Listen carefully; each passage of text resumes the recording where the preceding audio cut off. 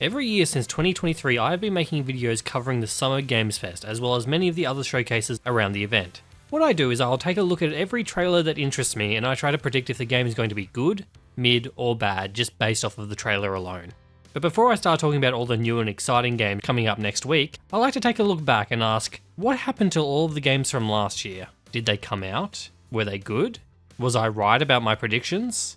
And lastly, how do they compare against previous years? So we're going to go game by game and see how each one did. So without further ado, let's get into it. Starting off, as always, with Sony. The first game we have is Lumines Arise.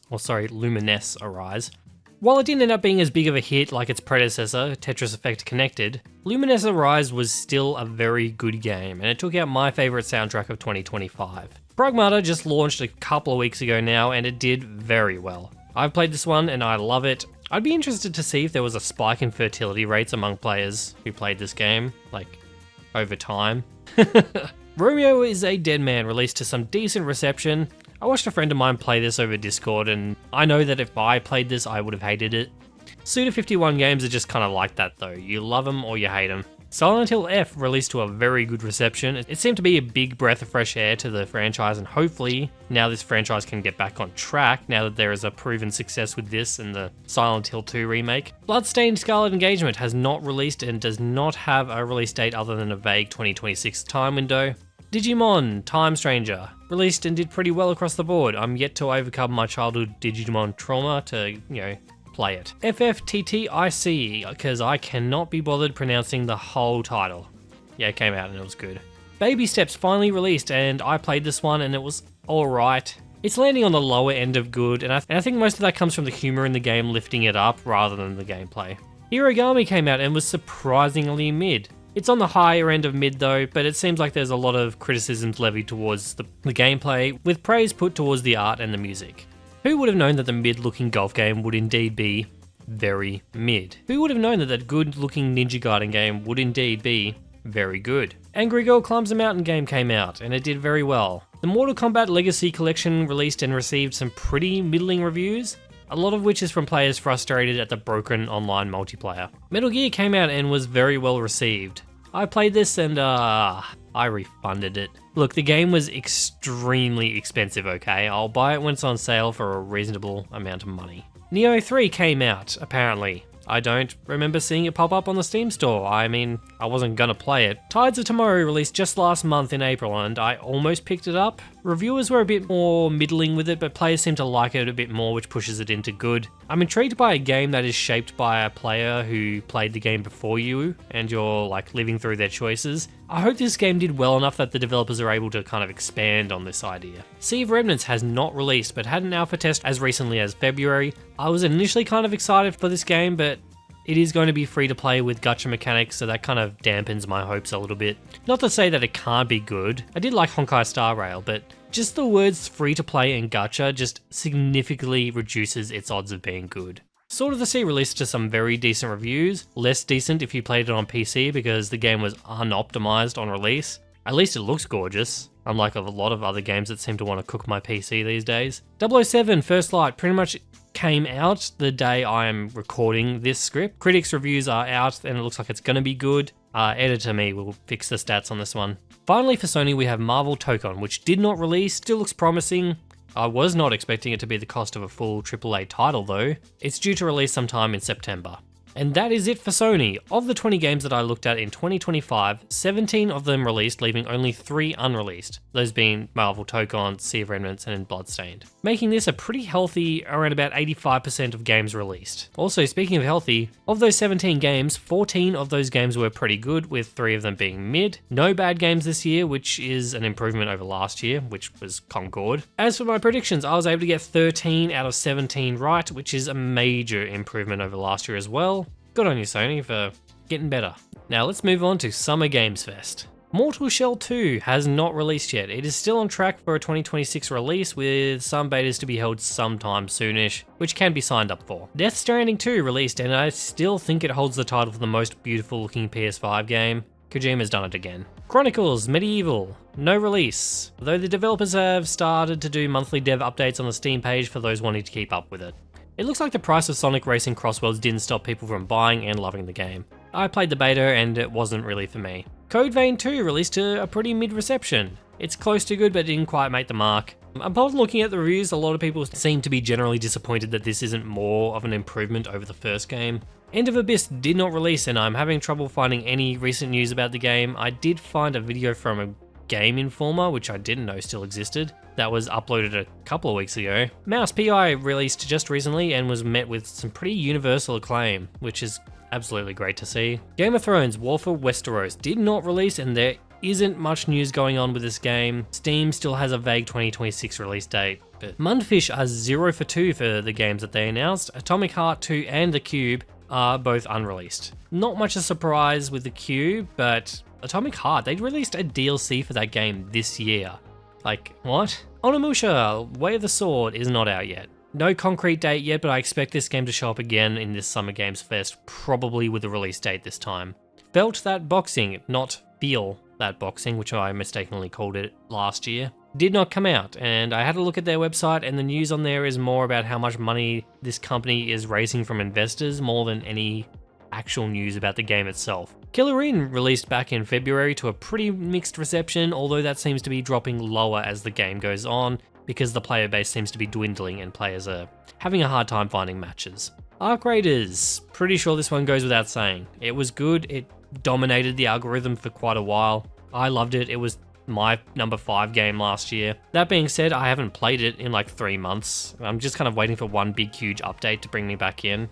Chrono Odyssey is not out yet. I played the beta for this one about 10 months ago and was pretty underwhelmed by it. The combat was alright. The developers have been doing updates every few months on their Steam page and it seems like they're taking feedback on board, but we'll just have to wait and see until the game pops up again to see if they make more meaningful changes. Out of Words is not out yet. Another game that I expect to see next week at Summer Games Fest and is still slated for a vague 2026 release. Though it will be an Epic exclusive, which is a bit of a bummer.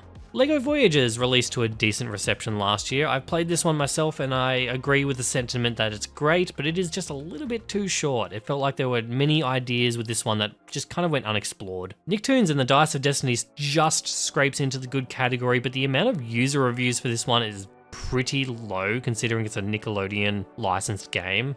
Liza P Overture landed pretty well. I'm not a Souls-like guy, so this doesn't really matter to me, but I'm happy for y'all who are.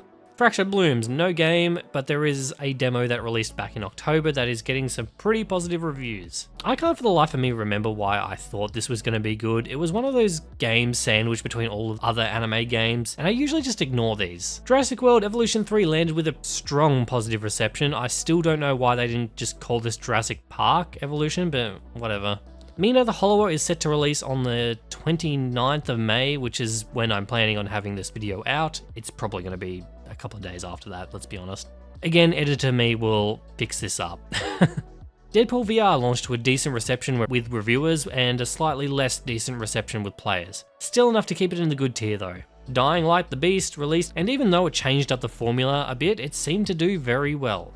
Mixtape launched to an overwhelmingly positive critic reception, which in turn led to a pretty massive blowback towards anyone who was remotely positive about this game. This isn't the time nor the place to go in depth with this whole drama, but by my system, this game is still in the good category. Acts of Blood, no game, but there is a demo that received an update to it as recently as April, so there's that. Scott Pilgrim EX launched into March to a good but not great reception. I think I would just have liked a different kind of Scott Pilgrim game. Like, what else can we do here other than a side-scroller beat 'em up? I thought Lego Party was going to be pretty mid, but it actually turned out to be a good multi-platform substitute for Mario Party. Wildgate is an interesting one because when the game was released, it was very well received, but over time that seems to be slowly dipping, which is coinciding with a dwindling player base. Blighted is not out yet, but in March the developers made a post stating that they're aiming for a fall release window of this year. Ill is not out yet, but there are semi-regular dev blogs on the store page. I probably wouldn't expect this one to come out for a while as well. Mecha Break came out and just scrapes into the mid tier. As you can see, that's still much better than I thought it would be, but my opinion was swayed by an absolutely arse demo that they put out. Last Flag released to a mostly positive reception, but unfortunately it has failed as a live service and won't be receiving any additional development. It's unclear yet if there is a death date or if servers will be taken offline. It's still alive, for now. Wu Chang released and barely inches into the good category, but apparently it sold very well. You know, when you have 100,000 Steam reviews, that's generally a good sign. Wu-Tang, Rise of the Deceiver, no game, and no recent news about it that I can find anywhere. Into the Unwell was initially meant to release sometime this year in early access, but the developers have moved the game into 2027 and now intend to skip the early access altogether and just go for full release. So this is also an interesting one. Splitgate 2 technically launched in June of last year, but they ended up shutting it down and then relaunching it and rebranding it to Splitgate Arena in December. It suffered some pretty bad player retention, so it's not looking very good. Stranger Than Heaven is not out yet, but it received a dedicated deep dive video not so long ago and a vague winter date. So whether that's December 2026 or up to February of 2027, we're yet to know. Publishers probably want it out before Christmas, but February is usually when RGG put out their games.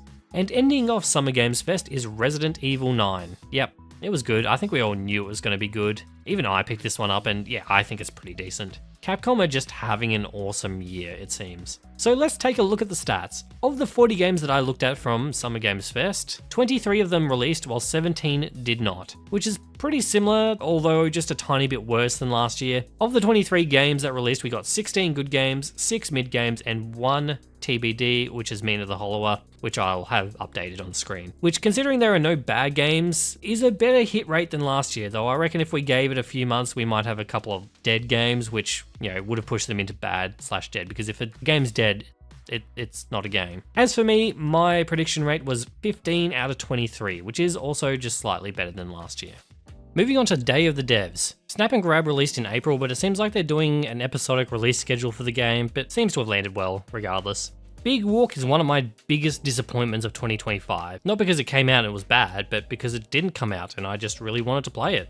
Apparently you can play the game early if you're able to visit the publishers in person in Portland, Oregon, but if only the offer was to go to the developer's office to play the game, who actually live in my country and operate out of a city that I actually used to live in. Dos Divas came out and landed pretty positively, though there aren't many reviews out. The people who played it seem to genuinely like it though.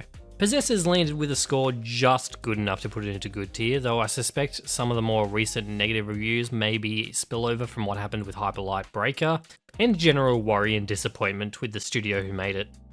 Moonlighter 2 released into early access last year and it is planning on hitting 1.0 sometime this year. It's done well for itself and for some reason is the game that I get the most PR emails about in my inbox. Please Watch the Artwork is not out yet and no official release date that I can find, though it seems to be doing the rounds at a couple of game conventions. Marvel Cosmic Invasion released to a good reception and even had a couple of DLC characters into the game in mid-May. Neverway has not released yet, but released a prologue chapter of the game as well as confirming that it will be releasing in October of this year. Ratatan released into early access, and while it wasn't exactly what the player base were expecting, it seemed to get off to a good start regardless. It will be going into full release simultaneously with the console release mid-June. Thick as Thieves came out pretty much 5 days ago as of writing this part of the script, so there is still some fluctuation going on with the scores, but it's currently sitting at mid. The game seemed to launch without custom keybind options on PC, which honestly just feels like a crime at this point. The saving grace does seem to be the cheap price of the game.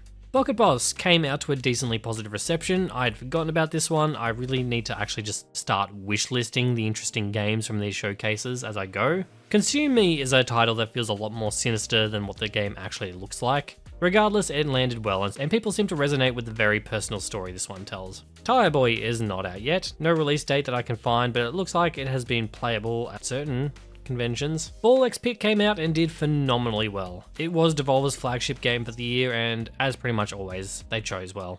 Alright, that's it for Day of the Devs, so let's have a look at the stats. Of the 14 games that I looked at, Day of the Devs managed to release 10, which is an improvement over the last couple of years. Hopefully this trend continues. 9 of the 10 games released were good, with only 1 being mid, which is the kind of quality we've come to expect when it comes to this showcase. As for predictions, I also got a hit rate of 9 out of 10 correct. I'll take my wins here, it can only go downhill from here.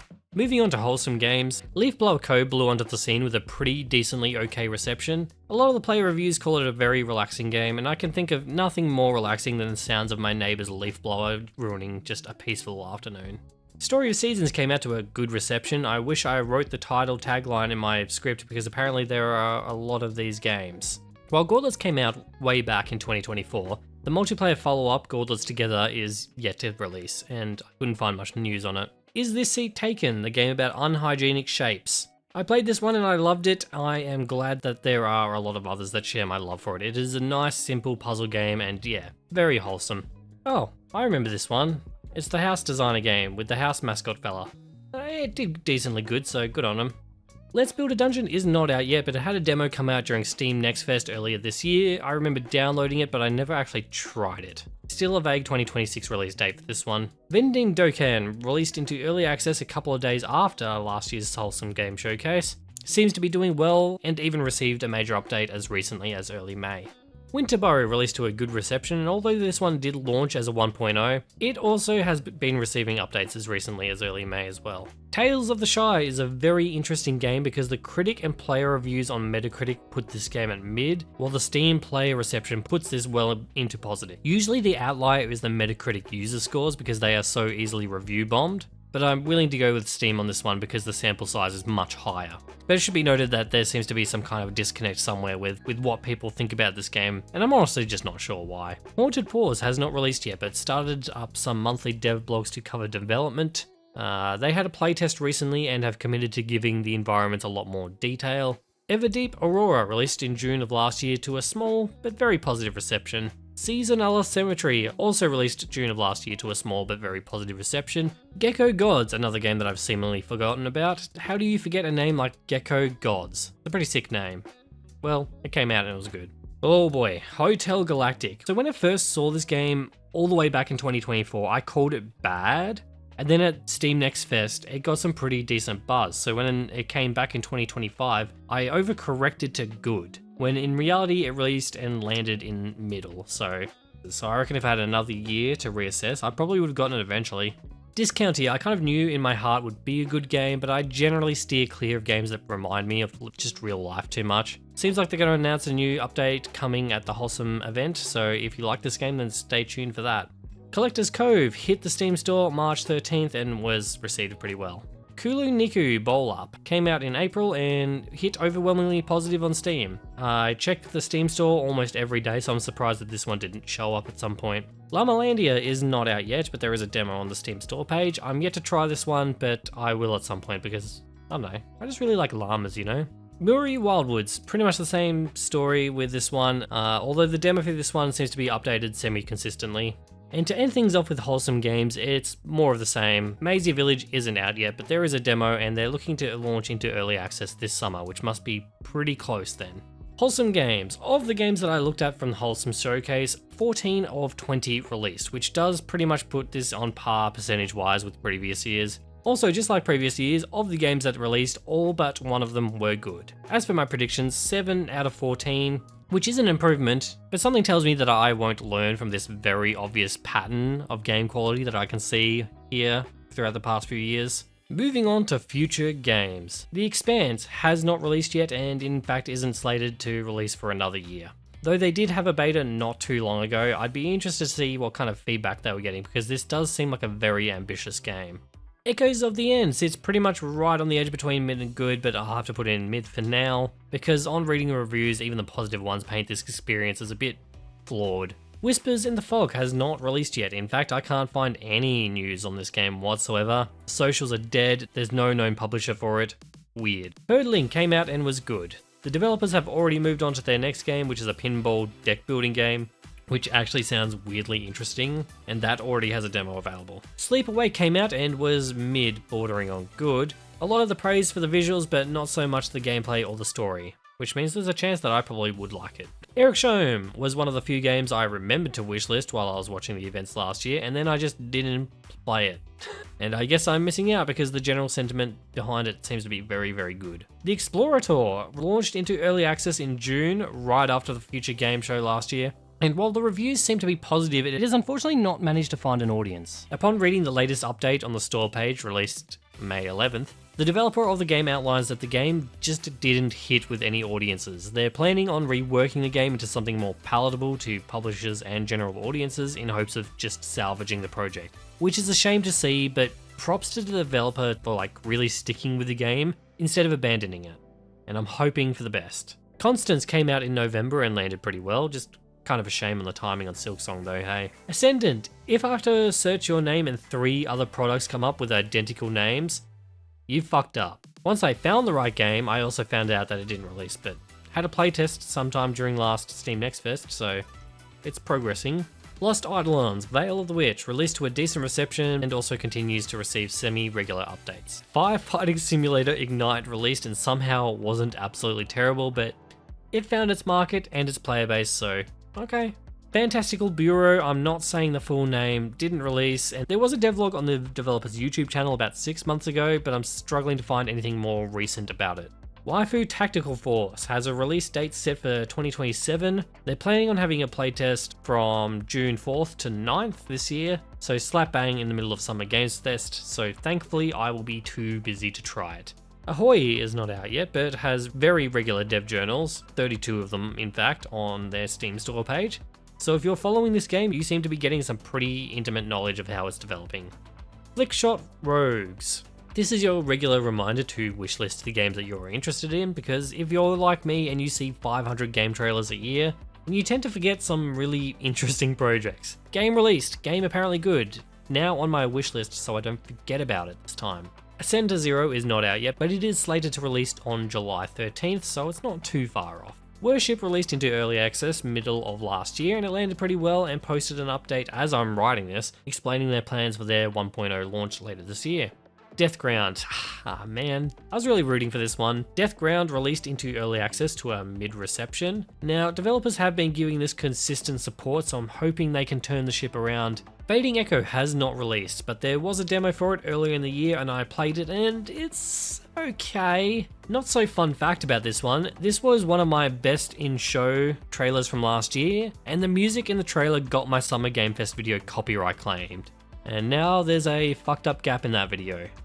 So thanks for that. Sacrifice is not out yet and still has a vague 2026 release date. Another one I'm very excited for, so hopefully some more news soon. Directive 8020 or The Thing in Space or something. I was surprised to hear that this one hadn't landed well. Technical issues, which is pretty normal for anything made by Supermassive, but also the story doesn't seem to be resonating with players. And I actually watched someone play this and the voice acting was pretty bad. Hella did not release and it hasn't gotten a release date yet, but it was a part of some virtual showcase earlier this week. Not like, a virtual showcase like watching a live stream video like we're used to, but you download a game off of Steam so you can go around and check games in a digital space. So it was kind of like a storefront with extra steps. Mafia Old Country just skirts into the good category.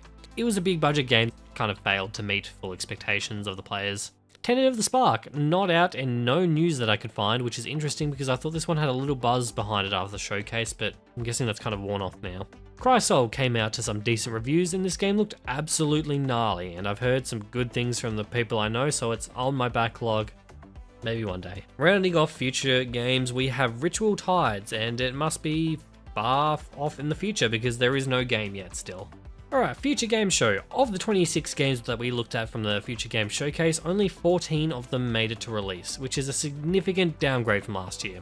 Of those games that released, 10 of them were considered good, 4 of them were considered mid, which is around similar quality from previous years. But it should be known that a lot of these games did ride the line between good and mid.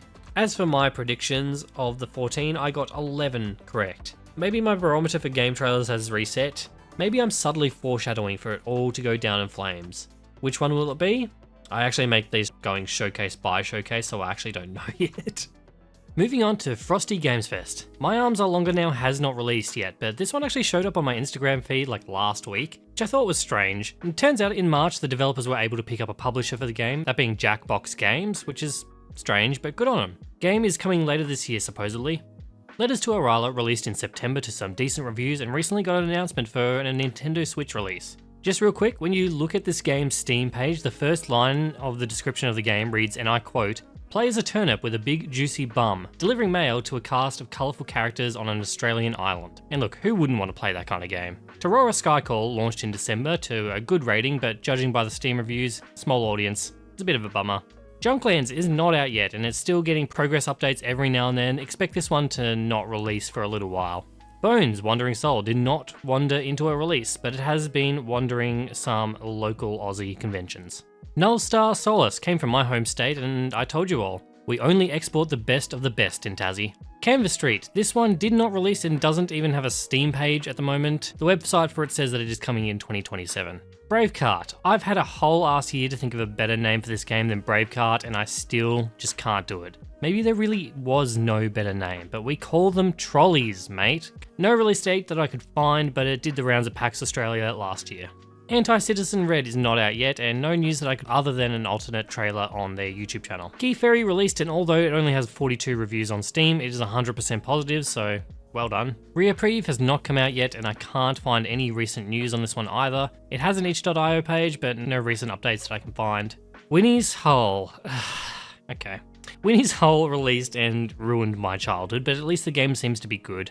Isopod released and did okay. It did change its name to add the tagline a webbed spin-off to, I guess, try and cash in on some name recognition. I played the demo for it quite a while back and I liked it, but I haven't played the full game. Soggy Beans has not released yet, although there is a demo on the store page. Q3 release is roughly the planned date. Try Hard is not out and no news on it that I could find. Look, I'm sure I could enter the game's Discord server like I could do a lot of these games to try and find more up-to-date news, but developers could also just update their Steam store page more frequently. Doggy Don't Care didn't care enough to release their game, but they did care enough to make a demo. End of Ember is not out yet. There was a news post about a demo coming in May, which isn't out as of recording, so I mean, there's a playtest you can register for, but I'm not sure if that's the same thing or not. Jupiter Jump Works is in a similar boat, but it does have a demo and has an early access release planned for the near future. There's always one, or two, or three game titles that I get wrong, and this one is almost certainly due to Google Docs thinking that it knows better than me because when I was doing the script, I watched it autocorrect to Spring in real time in front of my face. The game? Yeah, it came out and it was good. Inkeep, no game, but very regular updates on the Steam page, which is what we like to see. Enter the Chronosphere is a game that I've actually tried multiple times throughout its development. I was pretty harsh last time I played it. It released about 2 days ago as of recording this script into early access, and signs seem positive for now. Rounding off Frosty Games Fest, we have Parasensor, which has not released yet. An update on the store page notes that, as of March, the game is about halfway through development, so I wouldn't expect to see this one releasing anytime soon. My guess it would be probably early 2027. Frosty Game Fest. I looked at 22 games from this showcase. Of those 22, only 8 of them actually managed to release, which is just over a third of the games, which isn't great.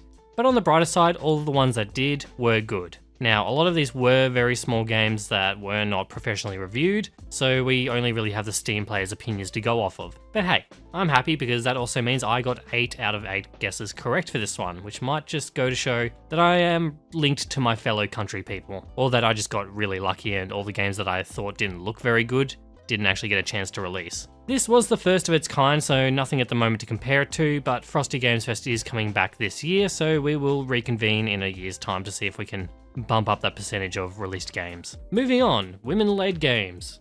Will Follow the Light launched to a bit of a middling reception. A lot of good and negative reviews mostly do seem to point it towards being not that great, which just might be further proof that Steam needs a middle-of-the-road option when reviewing games rather than just a straight recommend or not recommend. Perfect Tides, Station to Station is another game that I just forgot about, and unlike the other games, I didn't suddenly remember the game once seeing it again. I just don't remember this game at all, but upon reading the store page and seeing some of the reviews for this game, I'm sold. This sounds great. Long Story 2 released to a pretty negative reception, although the sample size is pretty small. 10 negative to 5 positive reviews is a pretty bad spread. Nano Neighbors. Hey look, it's one of those desktop apps that would have given me a virus if I downloaded it off a website 10 years ago. Holy shit, this would just kill my productivity. Crescent County has not come out yet. I have been following this project because I backed their Kickstarter last year. I get monthly emails about it that I just don't read. Okay, I read some. Due to the game's Kickstarter success, the team seems to have used that money to redesign a lot of the game, which means I doubt we'll see a release this year. Drywall Eating Simulator is the best name for a game ever, but it just barely scraped into the good category. I don't know, but surely if you eat drywall, then it's living up to its name, right? Hey look, it's one of those desktop apps that would have given me a virus if I downloaded it off a website 10 years ago. Holy shit, this would actually kill my productivity. If I can call this bit a joke, then I can get away with lazy writing. Isla, a Frosty guide, released to a very good reception on Steam, though if you venture out a bit, it gets a bit more mixed. It's still just enough to call it good though. Cappy Castaway. When did capybaras become like the new go-to cute animal? Is this Peak's fault? This game's not out yet and no release date that I could find, though the game seems to be doing the Game Expo circuit at the moment. Lily's World XD is not out yet, though the developer's YouTube is still fairly active with monthly uploads. I still don't really feel like playing a game where you troll through a teenage girl's computer. It kind of feels like a crime. Void Martyrs is not released yet, but there is a demo available now on the Steam store page. I think I can talk about this. I played a much earlier playtest version of this game back in March, which was kind of rough. The gameplay needs work, but the vibes and the art and the setting are all good bones that I think you could build an interesting game around. Downhill is in a similar boat, though I haven't played this one. Not out yet, but there is a demo to try out on the store page. Voyages of Nera launched into early access, and it looks like it's going to be hitting 1.0 sometime later this year. The game seems to be resonating well enough with players. Wonder Stars is a game that when I first saw it, I put it in the bad tier, and then the next year I moved it up to mid, and had it made to a third year's worth of showcases, I might have actually come around and put it into good, and then I would have gotten a point for it. Oh well. That's it for women-led games, so let's take a look at the stats. Of the 14 games that I looked at, 9 of them released, leaving it at a 2/3 release rate, which is decent, but it is actually down from last year, though the sample size was much smaller. The quality of games released has 6 good, 2 mid, and 1 bad, leaving us with a very similar ratio of good games, though we do have 1 stinker, unfortunately. Moving on to my predictions, I was able to correctly guess 4 out of 9 correctly, which is admittedly up from last year, but there's still work to do. Moving on to Xbox, the brand I always loved to hate. Outer Worlds 2. I, like a lot of people, thought that when Oblivion announced Outer Worlds 2, then we thought they must have something this time, because why else would they want to make a sequel, unless they had some good ideas. Well, I mean, the game's still apparently good, but Jesus, just barely. The same goes for High on Life 2, which somehow managed to skate in on the thinnest margins of being good, some of it probably owed to the performance fixing on PC. Nothing yet on Resonance, a Plague Tale Legacy. I imagine Xbox will show off more later this year.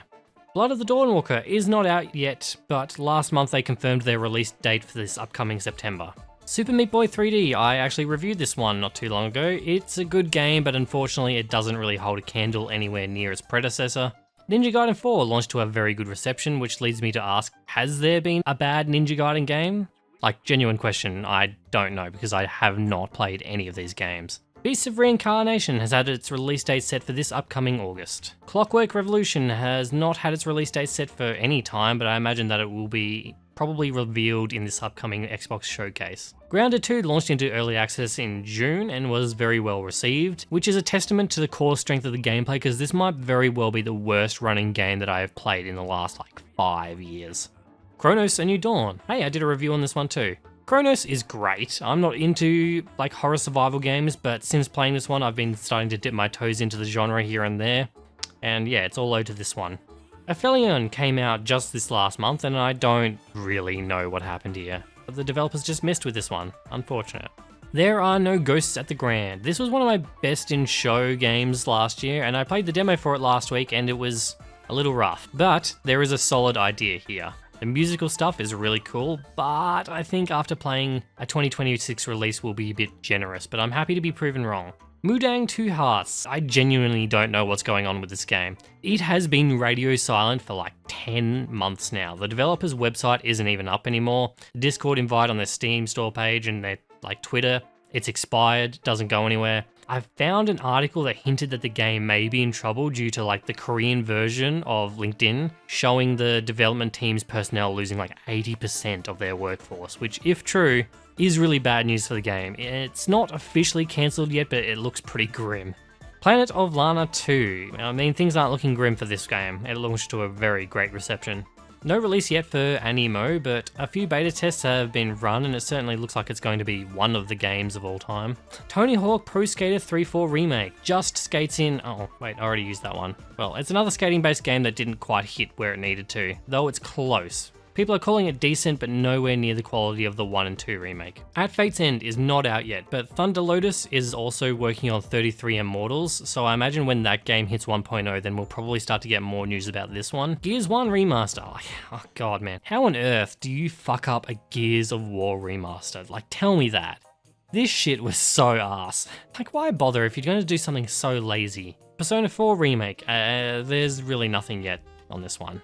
Invincible Versus released to a lowish good rating, but Looking at this game, like, goddamn, fighting games are expensive. Like, Jesus. Keeper, the Lighthouse game from Double Fine. It did well reception-wise, but something tells me not really financial-wise. And coming to the end of Xbox, we have Call of Duty Black Ops 7. And I know like shitting on Call of Duty is like the lowest of the low-hanging fruit that you can go for, but they make it so hard not to when they make games like Black Ops 7. 13 game studios worked on this. Do better. And that is it for Xbox. Of the 22 games we looked at, we saw the release of 13 of them, which compared to last year is about 3 less, so a bit of a downturn. Of the 13 games, 10 of them were good, 2 of them were mid, and then 1 of them was Black Ops 7, which personally I think should be worth triple points, seeing as that game's development cost is like 3 times any other game. As for me, I got 9 out of 13 correct, which again I have improved over last year, thankfully. Moving on to Latin American Showcase. Castlebound has not released yet, but does have a demo on Steam, as well as a link to a Kickstarter that is yet to open up, which kind of feels late, but sure. The Haunted Land Party game launched and it looks like it did alright. Tico. The game's socials on Blue Sky are pretty active, but no hint on a release date that I could find. Lurks Within Walls has no release date. There is a demo though on the Steam store page. Changer 7, no release date and no news that I could find. There's an extended trailer on their YouTube channel that dropped about 5 months ago, but that's the most recent thing that I could really find. Core Breaker is another game that I got the name wrong of and spent a good 15 minutes trying to find it because I'm an idiot. It released earlier this month into early access with good reviews backing it. Massive shout out to the Latin American Games website for archiving their past events lineups of games, because this would have taken me so much longer to find otherwise. Absolute lifesaver. Tormented Souls 2 launched to a very positive reception, which is wild because the trailer for this one made it look so bad. Oscuro, Blossom's Glow, launched to a seemingly small but very good reception, and as we get further down, it's kind of crazy to see these kinds of games just get completely lost in the noise. Like, this art style alone should be enough to interest a lot of people, and it's like $7. Idle Waters, hey look, it's one of those desktop apps that would give me a virus if I downloaded it off a website like Teo's Journey is not out yet. No recent news that I could find. Colorbound has not released yet, but does have a demo on the Steam store page that I might check out if I remember to. Gunny Ascend has not ascended to release yet. No recent news to speak of. Desktop Explorer is not out yet, but this one does have a demo on the store page and a vague Q3 release date. Avante Atlantis is much in the same boat. Demo is out with the game coming in 2027. Bogdan's Cross is a game that I couldn't really find any news on. Trolley Solution released to a decent reception and even had a DLC come out very recently. Bubblegum Galaxy came out and is another game that is currently sitting at 100% positive on Steam. Damned 2 came out and I had completely forgotten that it had. It seems to have landed okay, but they well and truly missed the boat on cashing in on the popularity of the first game. Don't Kill Rumble has joined the club of games that has not released yet, but they do have a demo on the Steam store page. Piss Off launched into early access last year. Again, I can't show any of this game because all of the little monsters are just hanging dong. Only 6 reviews for this one, but they are all positive, so we'll just have to put it into good tier. To round off Latin American games, we have Isla, or AILA, which managed to release in November and it seems to have done pretty well. Latin American games, of the 21 games that I looked at from this showcase, 10 of them were released, which was just under half, which is pretty similar to last year. The ones that did make it out were all good, which is a slight improvement over last year. Again, some of these games are very small, so there isn't really a huge sample size to get a real gauge of quality, but we just have to do the best with what we can. Now, onto my predictions. Of the 10 games that released, I was able to correctly guess 7 out of 10, which is pretty similar to last year. Moving on to Southeast Asian games. Tanuki-Pon Summer was meant to come out in 2025, was delayed in December to an undetermined 2026 release date. Demon School released in November, and I actually have played some of this one. Well, I started it, and then got too busy to play it, and then I forgot about it. But hey, people liked it, and I do want to come back to this one day. Monsters Are Coming Rockin' Road released literally the day after Demon School, and also landed itself in positive tier. Coffee Talk Tokyo released this past week gone and seems to have landed itself in a nice positive spot. Some seem to be calling this the best in the series, which is pretty crazy. Montabi, no release date yet, though there is a playable demo on the Steam store page. I Need Space is also in the same boat, no release date but also has a demo on the Steam store page. Mirth Island is not out yet, but the game seems to have recently found a publisher and is slated to release sometime later this year. Table Flip Simulator released on 22nd of May and okay, so this actually has never happened before. This game has 0 reviews on Steam despite releasing on the store.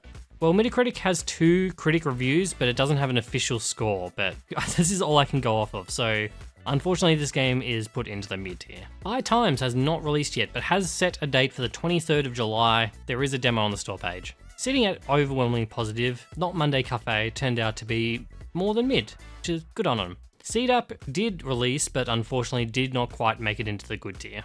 Mala Pataka came out in September and it landed very positively. Building Relationships was slated to release earlier this year but received another delay. A 2026 release is still planned, and if this game shows up in another showcase, this might be the first game that I've covered like 3 years in a row. I'd have to double check that. There is a demo available in the store.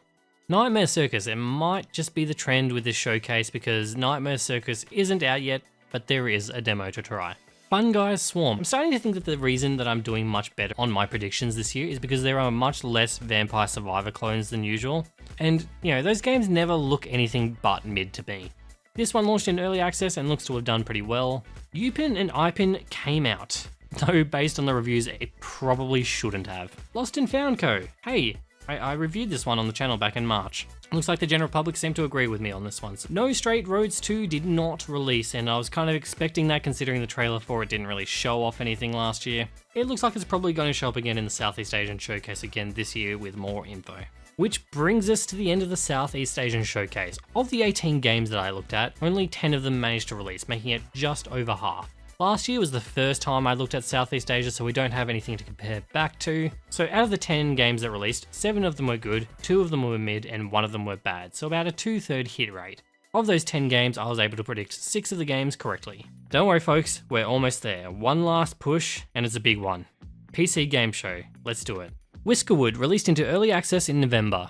It looks like it's getting pretty consistent patches every 2 to 3 weeks and seems to be progressing well. Ambrosia Sky also released in November, just 4 days after Whiskerwood, to a positive reception. Far Far West. Yeehaw! I reviewed this one a few weeks ago. Far Far West was a breakout hit, probably owing to its very popular demo during Steam Next Fest earlier in the year.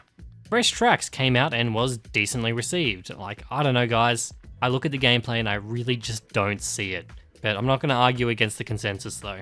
Terminal Brigade launched into a pretty mid-reception. Top rated review accuses this game of being spyware, which is pretty crazy.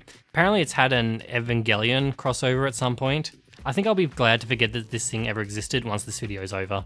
Moon Patrol released a few weeks ago, and according to this review, it is 100% baby certified. Whatever that means. I mean, I could read the review to find out, but I think it's funnier just to have no context whatsoever. Den of Wolves has not released. In December, they invited some of their most dedicated players of GTFO to come try it out and make a video of it. Also, this game showed up in that weird digital showcase that I mentioned probably like over half an hour ago, if anyone remembers that.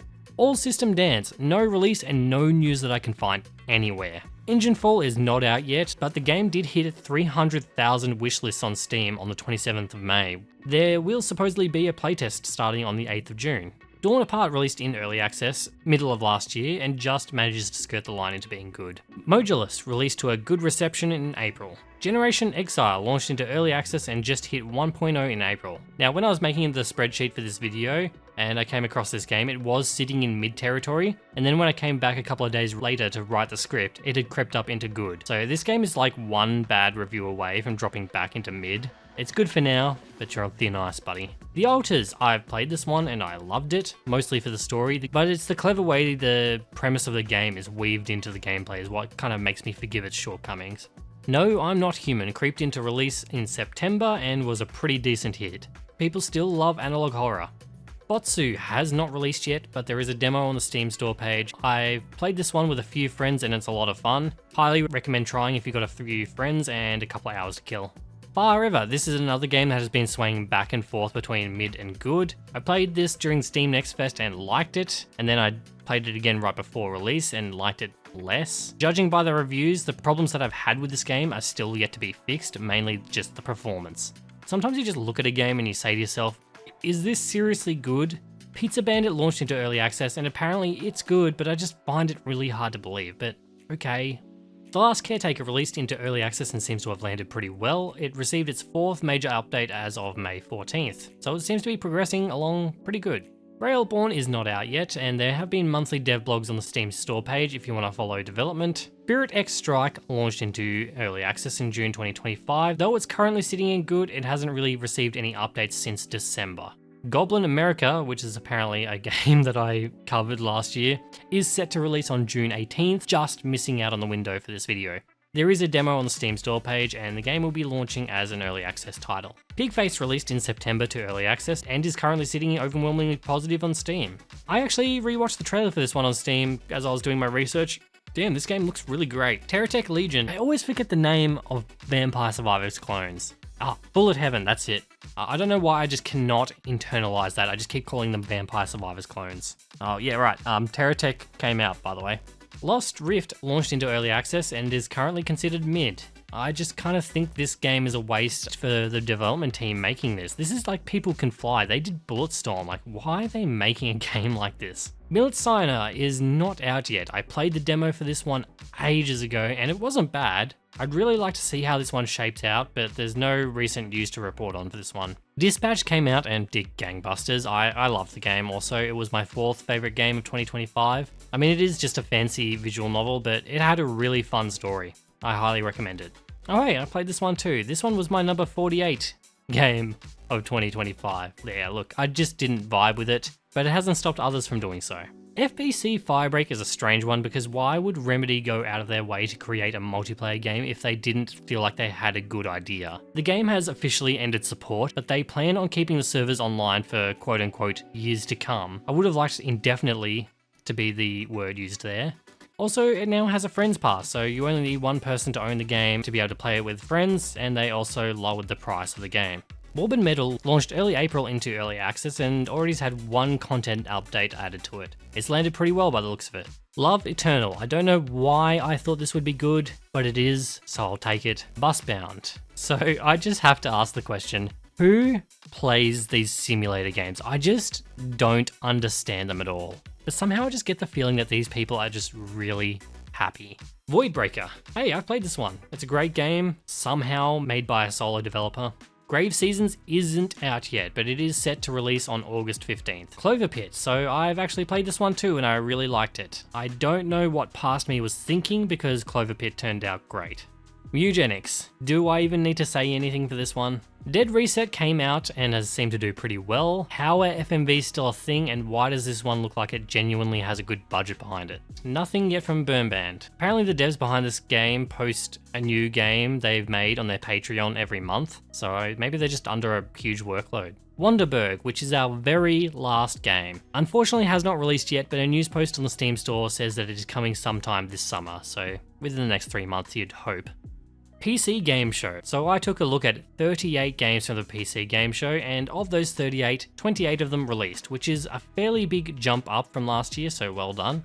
Of those 28, 24 of them managed to be good and 4 of them were mid, which the quality is down by a little bit, but not by much. As for my predictions, I was able to correctly guess 19 of the 28, which is also up from last year. Now, before we get to the final stats, I do have one thing that I need to talk about real quick, and that is OTK. So the OTK showcase back in 2024 was actually a part of the official Summer Games Fest lineup, but in 2025 they decided to do their showcase almost 2 weeks before Summer Games Fest. I did cover it, it wasn't a part of the main Summer Game Fest video that I usually do. And so I was originally going to recap OTK as a part of this video, but I did something very silly and I talked about 89 games from this showcase. And I just don't have it in me to script this bit out.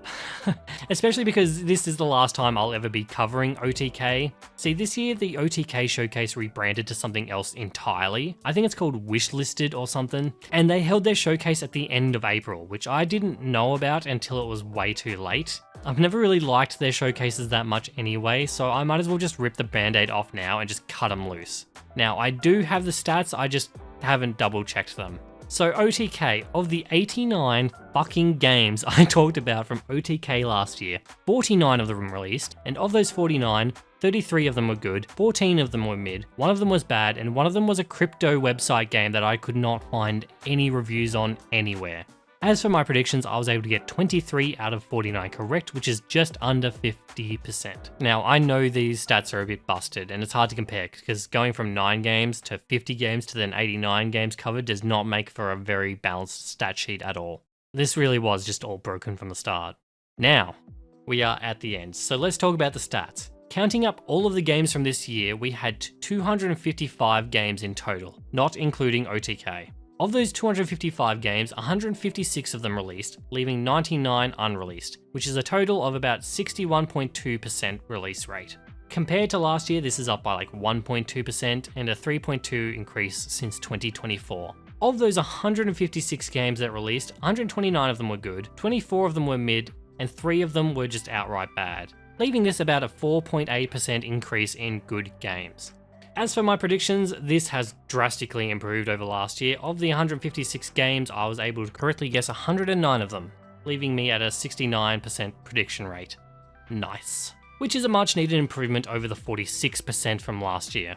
Now, for funsies, we can also just look and see how the stats would change if we add OTK into the mix. With OTK's questionable data, this would leave us with 344 games, with 205 of them being released, dropping the release rate down to about 59.5%. 162 of the games were good, 38 were mid, and 4 were bad. Also, my predictions would be 130 out of 205, which drops me down to a 63% prediction rate, which is pretty close to my 2024 rate of predictions, which isn't too bad, honestly. Again, there could be mistakes in this data. Also, there's the one crypto game I don't know what to do with, which is why the good, mid, and bad doesn't add up to 205. It should probably go in bad, right? That's probably what I should have done with it. So now that that is all over and done with, what have we learned? These stats are probably just not to be trusted, and don't hold up under much scrutiny at all. Though if you do trust them, we can see that the Summer Games Fest showcases have slowly been getting better. But 2025 was just a killer year in general for gaming, so it might be an outlier. Something that I kind of thought about when I was compiling all of the games and the stats is how many of these games pretty much just got buried. So many of these showcases are like, hey, we have 70 to 90 games to show off and nobody cares. Hell, it's impossible to care about them all. There are enough games here to be able to play a different game for every day of the year, probably more.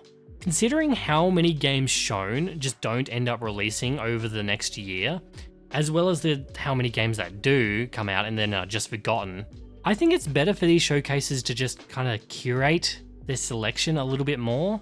Like, if we look ahead to the upcoming showcases, the Mix is the first showcase on June 1st, and that has 70 games in it. That's a lot. But then Latin American Showcase has 80 a couple of days later. Like, at that point, are you showcasing games or are you just listing them out like I am? Also, speaking of future showcases, how the fuck is Green Games a thing again? That last one was such a train wreck and it was filled with so much AI slop. There's no way this is a part of the official lineup again and future game show is not. Like, I don't understand that. The Summer Games Fest has its drawbacks. I'm still very excited for next week.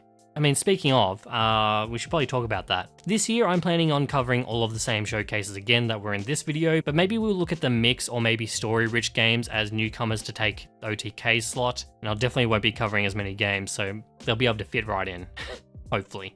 Right, I think that's everything. So that's all the time I have, so thank you so much for watching this video, and if you liked it then please leave the video a like. Also stick around because next week we are going to be doing a lot more of this again.